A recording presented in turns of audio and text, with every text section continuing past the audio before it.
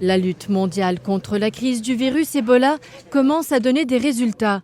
C'est ce qu'a annoncé Tony Banbury, le chef de la mission des Nations Unies pour l'action d'urgence contre l'Ebola. Il a fait le point devant des journalistes cette semaine lors d'une conférence de presse conjointe à Accra, au Ghana, à l'occasion d'une visite dans la région de l'ambassadrice américaine auprès de l'ONU, Samantha Power. Nous constatons beaucoup de progrès. Grâce au travail des gouvernements nationaux, des ONG, des agences des Nations Unies, des partenaires bilatéraux comme les États-Unis et la MINUS. Nous commençons à voir l'impact de tous ces efforts.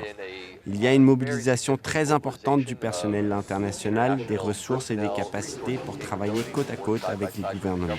Et ces efforts commencent à porter leurs fruits. Les responsables de l'OMS à Genève ont aussi enregistré une baisse dans les enterrements et le nombre de malades au Libéria, l'un des 3 pays touchés par la crise de l'Ebola. Nous avons encore une crise très grave entre nos mains. Il y a des gens qui meurent tous les jours, des gens qui sont infectés chaque jour, et il y a encore des exigences sérieuses pour mettre en place des capacités nécessaires pour sortir de la crise. Le secrétaire général Ban Ki-moon s'est rendu dans la Corne de l'Afrique cette semaine, s'engageant à fournir 8 milliards de dollars pour le développement et la sécurité de la région. À son arrivée à Mogadischu, Ban Ki-moon a noté qu'après des décennies de conflits et d'effusions de sang, la Somalie a fait des progrès remarquables et est sur la voie de la stabilité. Politiquement, ce pays est sur la bonne voie. Je félicite tout particulièrement les accords sur la formation d'administration régionale. Ces organismes doivent inclure une forte représentation des femmes et des jeunes. Lors de sa visite au camp de réfugiés de Dadaab, au Kenya, avec le président de la Banque mondiale, Jim Yong Kim, le secrétaire général a exprimé son inquiétude à propos de la crise humanitaire qui sévit dans la région. Notre visite et notre but en tant que dirigeants mondiaux est de vous aider à retourner dans votre pays afin que vous puissiez vivre avec les membres de votre famille, vos frères et vos sœurs.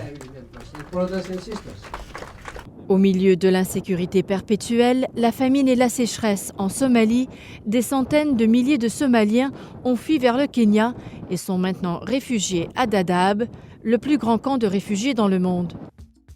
Le premier forum sur les politiques de la jeunesse s'est ouvert cette semaine à Bakou, en Azerbaïdjan, réunissant des fonctionnaires des Nations Unies et des jeunes délégués venus du monde entier pour discuter de leur avenir.